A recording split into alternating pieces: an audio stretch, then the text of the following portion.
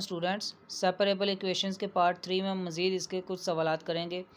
ये सवालात भी SM यूसुफ साहब की बुक मैथमेटिकल मेथड से लिए गए हैं।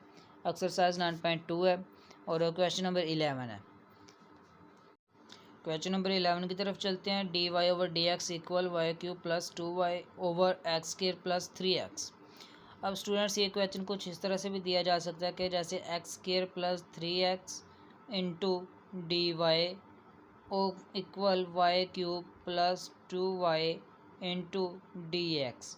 तो इस तरह से भी इस क्वेश्चन दिया जा सकता है। ठीक है, तो यहाँ से आप लोगों ने जब वेरिएबल्स को अलग अलग करना है तो वो हमारे पास कुछ इस तरह से आ जाएगा। फिर आपने इंटीग्रेट करना है। इंटीग्रेट करने के बाद आप देख सकते हैं कि यहाँ से y कॉमन आ रहा है, y कॉमन ले लिया, यहाँ से x कॉमन आ रहा है, x कॉमन ले लिया।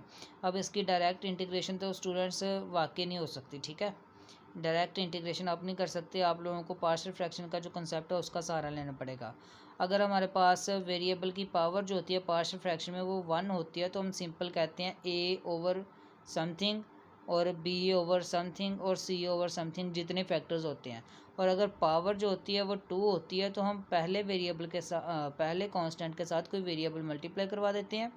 ठीक है, फिर बाद में दूसरा वेरिएबल लिखते हैं। ठीक है, इस तरह से हम लिखते हैं पार्शियल फ्रैक्शंस में। तो आप देख सकते हैं कि अगर हम इसकी पार्शियल फ्रैक्शन बनाएंगे तो ये y इसकी पावर 1 है तो हमने सिर्फ a ओवर y लिखा, प्लस सेकंड वाला जो फैक्टर है उसकी पावर 2 है तो हमने क्या किया जी, जो कांस्टेंट b आ रहा था उसके साथ y लिख दिया और साथ में c जो है वो कांस्टेंट बना दिया और उसके नीचे में वो फैक्टर लिख दिया। इस तरह राइट साइड पर आप देख सकते हैं x एक फैक्टर है तो उसकी पावर 1 है तो मैंने a ओवर x लिखा, और यहाँ पर जो दूसरा फैक्टर है उसमें भी x की पावर 1 है तो हमने सिर्फ b ओवर x प्लस 3 लिखा, यानी कि b अकेला कांस्टेंट है, b के साथ हमने कोई वेरिएबल x नहीं लिखा। ठीक है ना, तो इसका आपने जो कंसेप्ट है वो क्लियर कर लीजिएगा आप लोग यहाँ से। अब हमने क्या किया कि ये जो लेफ़्ट साइड पे डिनोमिनेटर मौजूद है इससे हमने दोनों तरफ मल्टीप्लाई करवा दिया। इसी तरह इस तरफ भी दोनों तरफ x इंटू एक्स प्लस 3 से मल्टीप्लाई करवा दिया। यहाँ से हमारे पास y कैंसिल हो जाएगा तो y स्क्वायर प्लस 2 आ जाएगा, यहाँ से y स्क्वायर प्लस 2 कैंसिल हो जाएगा तो y आ जाएगा। इसी तरह इस साइड पे हमारे पास x कैंसिल होकर x प्लस 3 आ गया और इस साइड पे हमारे पास x प्लस 3 कैंसिल होकर सिंपल x आ गया। ठीक है स्टूडेंट्स, अब जब आप लोग करेंगे क्या कि इसको आप मल्टीप्लाई करवाएं और इनको मल्टीप्लाई करवाएं, ये आ गया। अब वाई स्क्वायर वाला में से y कॉमन ले लें, y वाली टर्म ये आ गई, कांस्टेंट ये आ गया। अब आप दोनों लेफ़्ट साइड को राइट साइड को कंपेयर करवाएंगे। लेफ़्ट साइड राइट साइड पे वाई स्क्वायर के साथ a प्लस बी पड़ा है, लेफ़्ट साइड पे वाई स्क्वायर के साथ 0 पड़ा है, यानी कि वाई स्क्वायर है ही नहीं ना, तो आप उसको क्या कहेंगे 0। तो a प्लस बी किसके इक्वल आ जाएगा, 0 के इक्वल आ जाएगा। ठीक है स्टूडेंट्स, तो उसके बाद आप देख सकते हैं कि y वाली टर्म कौन सी है हमारे पास, c, और इस साइड पे लेफ़्ट साइड पे y वाली टर्म मौजूद ही नहीं है तो c हमारे पास कितना आ गया, 0 आ गया। उसके बाद ये कांस्टेंट है, कांस्टेंट किसके इक्वल है, इधर कांस्टेंट हमारे पास 1 पड़ा तो 2a जो है वो 1 की इक्वल है, तो यहाँ से a की कीमत आ गई 1 ओवर 2। अब चूंकि a प्लस बी हमारे पास 0 था तो यहाँ पर a की कीमत 1 ओवर 2 रखेंगे, a इधर प्लस हो रहा है उधर जाकर माइनस हो जाएगा तो b की कीमत आ जाएगी -1 ओवर 2।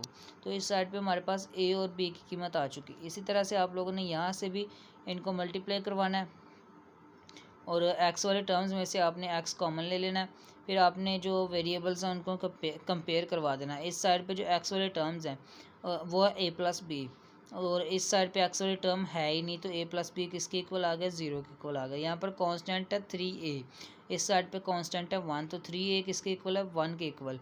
ठीक है स्टूडेंट्स, तो यहाँ से हमारे पास a की कीमत आ गई 1 ओवर 3, और चूंकि यहाँ पर हमारे पास a प्लस बी जो था वो 0 था तो b जो है वो -a के इक्वल आ गया। तो a जो है वो 1 ओवर 3 है, a की वैल्यू इधर पुट किया तो b की वैल्यू आ गई -1 ओवर 3। दोनों केसेस में हमने a और b की वैल्यूज़ जो है वो फाइंड आउट कर ली हैं। अब आप लोगों ने करना क्या है कि इन सवालों में आपने इनकी वैल्यूज़ को पुट कर देना पार्शियल फ्रैक्शंस के आंसर्स को। स्टूडेंट्स, आपके पास जो पार्शियल फ्रैक्शंस वाला मेन काम था वो ख़त्म हो चुका। अब आप लोगों ने ये जो आंसर्स आए ना आपके पास वो अपने इंटीग्रेशन में पुट कर देने हैं। आपकी इंटीग्रेशन जो वो कुछ इस तरह से हो जाएगी। अब यहाँ से 1 ओवर 2 कॉमन आ रहा है, यहाँ से भी 1 ओवर, ठीक है, और यहाँ से 1 ओवर 3 कॉमन आ रहा है तो कॉमन ले लिया। ये चूँकि इंटीग्रेशन कांस्टेंट है तो इंटीग्रेशन से बाहर जा सकते हैं। उसके बाद आप लोग इसकी इंटीग्रेशन अलग करेंगे, इसकी इंटीग्रेशन अलग, इसकी 1 ओवर एक्स की अलग और 1 ओवर एक्स प्लस 3 की इंटीग्रेशन अलग कर देंगे। इसकी इंटीग्रेशन आ जाएगी लोगारिथम y, और इसकी इंटीग्रेशन करने के लिए आपको देखना पड़ेगा कि डिनोमिनेटर में जो y स्क्वायर प्लस 2 है उसका जो डेरिवेटिव है वो 2y है वो अगर ऊपर मौजूद हो तो हमारे पास इसकी इंटीग्रेशन बड़ी आसान बन जाएगी। तो ऊपर 2 बनाने के लिए हमने 2 से मल्टीप्लाई भी करवा दिया, 2 से डिवाइड भी करवा दिया, ठीक है स्टूडेंट्स। और राइट साइड पे आप देख सकते हैं कि हमारे पास इसकी इंटीग्रेशन आ जाएगी लोगार्थम x और इसकी इंटीग्रेशन आ जाएगी लोगार्थम x प्लस 3। अब चूंकि ये फंक्शन लोगार्थम के अलग अलग हैं, माइनस हो रहे हैं, तो इसको हम कंबाइन कर सकते हैं, लोगार्थम x ओवर x प्लस 3 लिख सकते हैं। और इस तरफ हमारे पास ये वाला भी लोगार्थम की फंक्शन में इसका आंसर आ जाएगा लोगार्थम वाई स्क्वायर प्लस 2। और साथ में मैंने सी अकेला लिखा, आप चाहें तो इसको लोगार्थम सी भी लिख सकते हैं, नो प्रॉब्लम, ठीक है स्टूडेंट्स। तब आपका आंसर ज़रा चेंज हो जाएगा, अभी चेंज है तब मज़ीद चेंज हो जाएगा। अब आप लोग ये देखें कि यह 1/2 है, तो ये इसको हम स्क्वायर रूट इसका लिख सकते हैं। और ये 1/3 है, ये पावर में जाके 1/3 हो जाएगा। और हमारे पास ये माइनस हो रहे हैं दो लोगार्थम्स, इनको हम कंबाइन करेंगे तो ये डिवाइड हो जाएंगे, ठीक है स्टूडेंट्स। डिवाइड होंगे, हमारे पास ये आंसर आ जाएगा, ये 1/2 है, इसको मैं स्क्वायर रूट भी लिख सकता हूँ, इसको मैं पावर 1/2 भी लिख सकता हूँ। तो जिस तरह से मर्ज़ी आप लोग भी लिख सकते हैं, ठीक है स्टूडेंट्स। तो यहाँ तक हमारे पास ये जो है इसका रिक्वायर्ड आंसर आ चुका है। तो ये था हमारा क्वेश्चन नंबर 11। यहाँ पर कुछ स्टूडेंट्स का क्वेश्चन बन सकता है सर इसका आंसर लास्ट पे मैच नहीं कर रहा, जो बुक के लास्ट पे आंसर दिया गया। स्टूडेंट्स ये चूँकि सी एक कांस्टेंट है तो आप इसको लोगार्थम सी लिख सकते हैं, क्यों कांस्टेंट का लोगार्थम जो है वो भी कांस्टेंट होता है। तो जब आप इसको लोगार्थम सी लिखेंगे तो आपका जो आंसर आएगा इसको रीअरेंज करने के बाद, लोगार्थम के लॉज अप्लाई करने के बाद, वो आपके जो बुक के लास्ट पे आंसर है उससे मैच कर जाएगा, ठीक है। तो एक डिफरेंशियल इक्वेशन है, उसको जितने आप मेथड से सॉल्व करने की कोशिश करेंगे उतने आपके पास उसके सॉल्यूशंस आएंगे। तो ये सॉल्यूशन भी दुरुस्त है, जो किताब के लास्ट पे सॉल्यूशन है वो सॉल्यूशन भी दुरुस्त है। क्वेश्चन नंबर 12 की तरफ चलते हैं। Sine x plus cos x into d y plus cos x minus sine x into d x equal 0। सबसे पहले तो इस वाली टर्म को दूसरी साइड पे ले जाइए, माइनस की हो जाएगी। अब आप देख सकते हैं ये भी एक्स वाली टर्म्स हैं, ये भी एक्स वाली टर्म्स है, तो एक्स वाली टर्म्स इससे आगे डिवाइड हो जाएंगे, इधर अकेला डी वाई रह जाएगा। अब आप इसको इंटीग्रेट कर सकते हैं, इंटीग्रेट करेंगे तो इसकी इंटीग्रेशन हमारे पास वाई आ जाएगी। और इसकी इंटीग्रेशन करने से पहले आप देखें कि साइन का जो डेरिवेटिव होता है वो प्लस कोज होता है, और कॉज का जो डेरिवेटिव होता है वो माइनस साइन होता है, यानी कि नीचे वाली वैल्यू का डेरिवेटिव ऊपर मौजूद है, तो ये हमारे पास लोगार्थमिक फंक्शन की इंटीग्रेशन बन जाएगी। लेफ्ट साइड पे y और राइट साइड पे ये वाला माइनस, और साथ में logarithm sine x plus cos x. अब चूंकि इस साइड पे माइनस हो रहा है तो दूसरी साइड पे आके प्लस हो जाएगा, तो हमारे पास ये रिक्वायर्ड आंसर है। स्टूडेंट्स क्वेश्चन नंबर 13 है, इसमें आप किसी भी वेरिएबल को अलग नहीं कर सकते, ठीक है। हाँ, e की पावर्स जो हैं उनको आप कंबाइन कर सकते हैं, तो e रेज़्ड पावर x इधर मल्टीप्लाई हो रहा है, इधर आकर डिवाइड हो जाएगा। अब e रेज़्ड पावर x की पावर बटे में पॉजिटिव है तो बटे से ऊपर जाकर नेगेटिव हो जाएगी, यहाँ से माइनस कॉमन नहीं आया तो minus into x plus y. हम अब लेट करते हैं कि x प्लस वाई किसी नए वेरिएबल के इक्वल है, v के इक्वल है, ठीक है। अब यहाँ पर जब v के इक्वल है तो हमने डिफ्रेंशिएट किया विद रिस्पेक्ट टू x, तो x का डेरिवेटिव x के रिस्पेक्ट से 1 आ गया, और y का डेरिवेटिव x के रिस्पेक्ट से d y over d x आ गया, और v का डेरिवेटिव x के रिस्पेक्ट से d v over d x आ गया। अब आप लोग क्या करेंगे, वैल्यूज़ को रिप्लेस कर देंगे। ये हमारे पास क्वेश्चन था, इसकी जगह पे आ जाएगा d v over d x, और ये x प्लस वाई की जगह पे आ जाएगा हमारे पास v, और इस x की जगह पे आप लोग x ही रहने देंगे, ठीक है स्टूडेंट्स। अब हमारे पास जो क्वेश्चन है वो x और v की फॉर्म में आ चुका है। अब आप दोनों तरह, अब आप यहाँ से जो है वेरिएबल्स को अलग अलग कर सकते हैं आसानी से, ठीक है स्टूडेंट्स। v वाली टर्म्स, ये वाली v वाली टर्म है, इधर आके डिवाइड होगी, x वाली टर्म इधर आके मल्टीप्लाई हो जाएगी। अब चूंकि ये e raise to power minus v divide हो रहा है तो बटे से ऊपर जाके ये प्लस हो जाएगा, e raise to power v बन जाएगा, d v equal x d x. तो वेरिएबल जो हैं वो अलग अलग हो चुके हैं हमारे पास।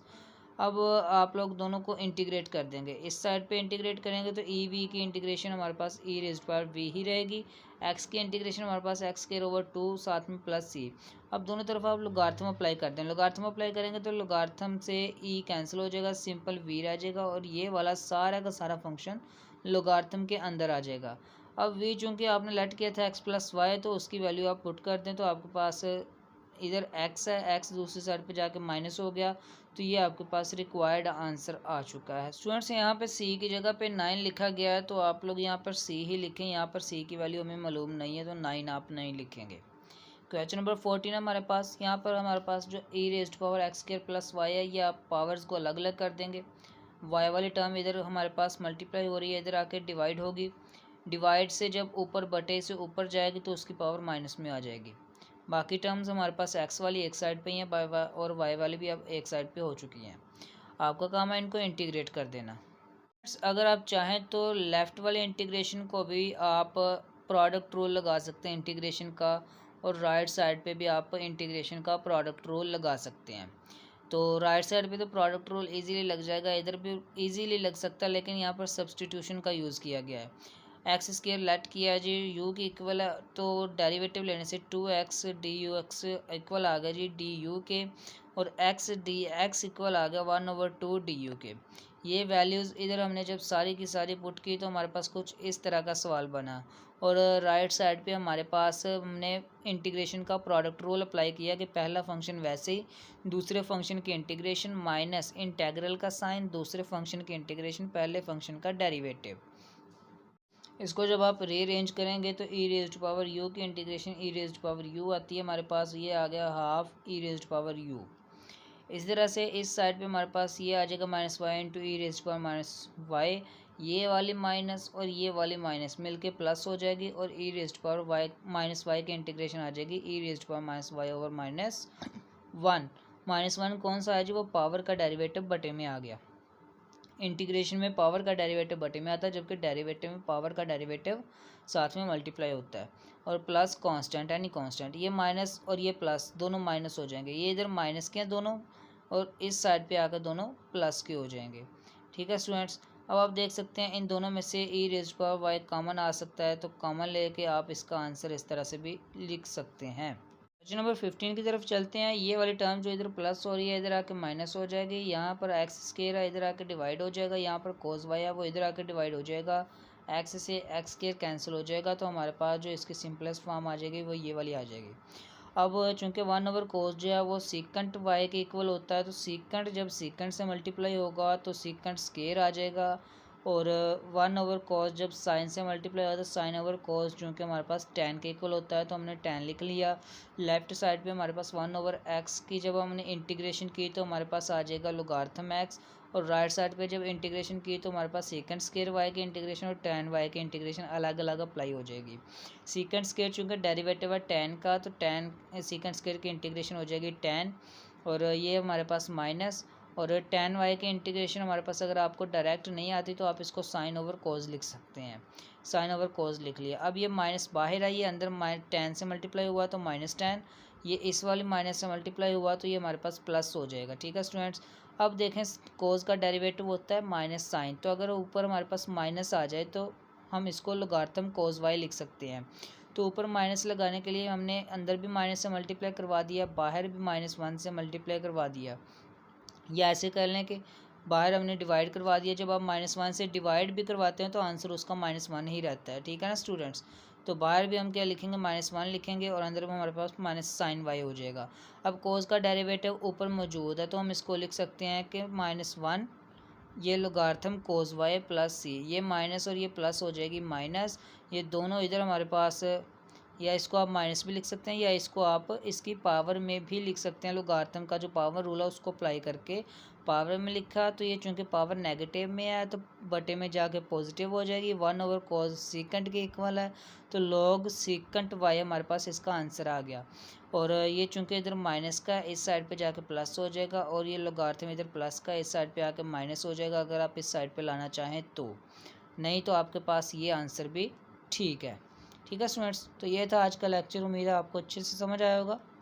स्टूडेंट्स, अगर आप जानना चाहते हैं कि इनिशियल वैल्यू कंडीशंस और बाउंड्री वैल्यू कंडीशंस अप्लाई करके किसी अननोन कांस्टेंट या आर्बिट्रेरी कांस्टेंट की वैल्यू किस तरह से फाइंड की जाती है, तो आप यहाँ पर और यहाँ पर क्लिक कर सकते हैं। इसके अलावा आप यहाँ पर क्लिक करके इस चैनल को सब्सक्राइब करें ताकि आने वाला हर लेक्चर आप लोगों तक बर वक्त पहुँच सके। शुक्रिया।